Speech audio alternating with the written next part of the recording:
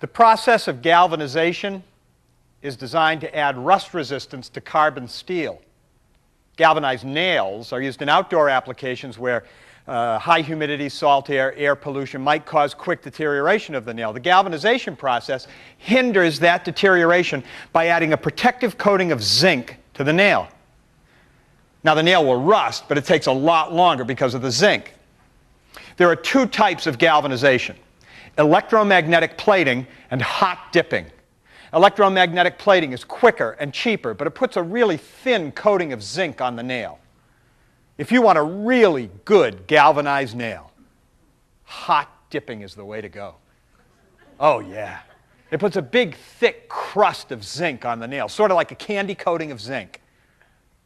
But you don't want to eat it. From the fall of 1977 through the winter of 1978, I worked as a nail galvanizer, a hot dipper, at the Independent Nail Corporation in Bridgewater, Massachusetts. It was the worst job I have ever had. It was hot, it was cold, it was dusty and dark and dirty, and I'm fairly certain it was incredibly toxic. But I made a lot of money. And I was always taught to work. I was taught from the time I was a very young child that you went to work as soon as you could. My dad taught me at an early age that no job was beneath someone who needed money to make a living. I grew up in Boston. I grew up with that East Coast work ethic. You go to work. I grew up with that Puritan work ethic. You hear that all the time, don't you? You know what you never hear? The California work ethic. That's because we don't have one. We're trying to do as little as possible, as quickly as possible, get the boat out on the lake. Now, I was taught from a young age that you work hard. You get a job and you work hard. They pay you for 8 hours, you work 8 hours. They pay you for 12, you work 12. Keep your head down and work. Had my first job when I was 14. Legally, I was too young to work, but my dad knew a man that owned an ice house, and he got me a job there one summer. That was a good job to have because all the older guys from my high school worked there, and when they saw me in the fall, they said hi to me. They knew me. But it was a tough job. I worked 7 days a week, 12 hours a day. It was 28 degrees inside the chiller. It was Boston in the summertime outside, 80 degrees, 85% humidity. I'd come out for lunch, I'd have to strip off all my winter clothes that I was wearing. I'd eat lunch, put them back on, go back in the chiller. I had a cold the entire summer, but I worked.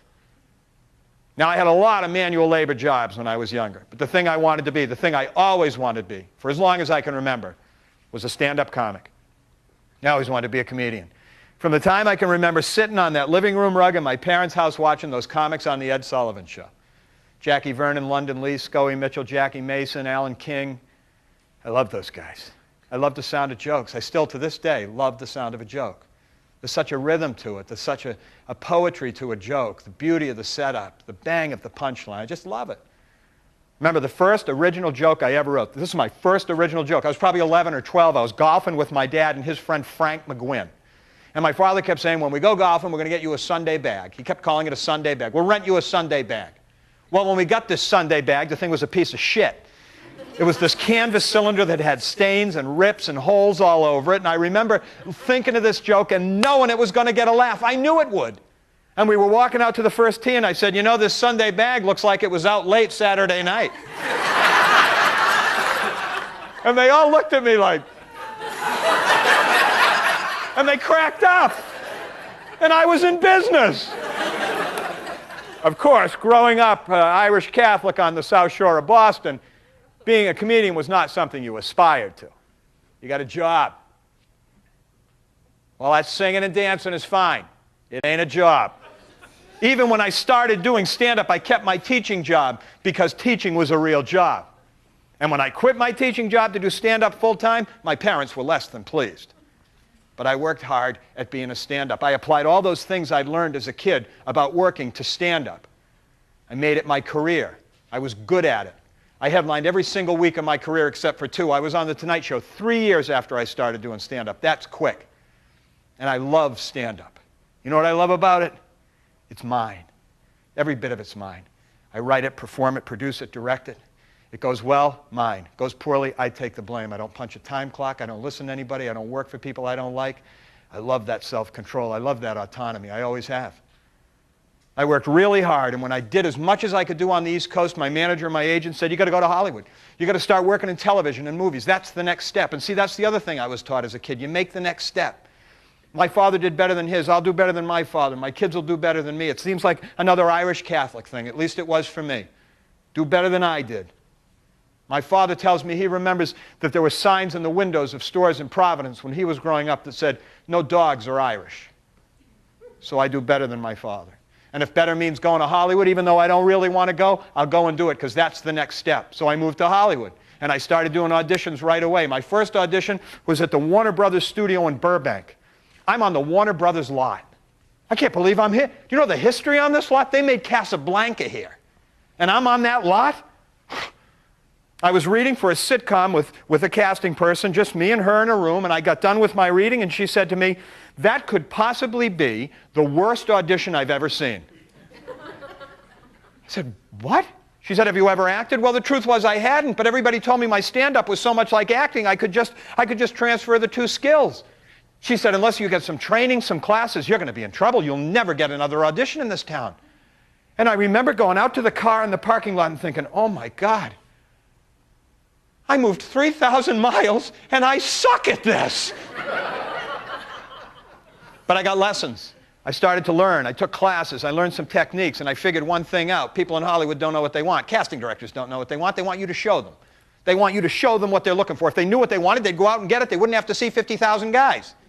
Every casting director I've ever auditioned for gives me the same lousy advice. Every one of them. Let's read that one more time, but this time, be yourself. What the hell does that mean? Who was I just being? Be yourself. That's the worst advice you can give anybody. That's a head game, man. As soon as you say to somebody, be yourself, they start thinking about who they're trying to be so much, you can't be yourself because you don't know who you are anymore. I was being myself. No, be yourself. I don't know what you mean. Just be like you were being at the club the other night. Drunk. You want me to be drunk? I can do that for you. Oh, the audition process is strange. You ever audition for anything? It's weird. 50 guys. All auditioning for one role, and you're reading in front of one person. Over the course of 7 to 10 days, they whittle those 50 guys down to 2, and now you're reading in front of 50 people. And if you've outlasted those 48 other guys, you've got something invested here.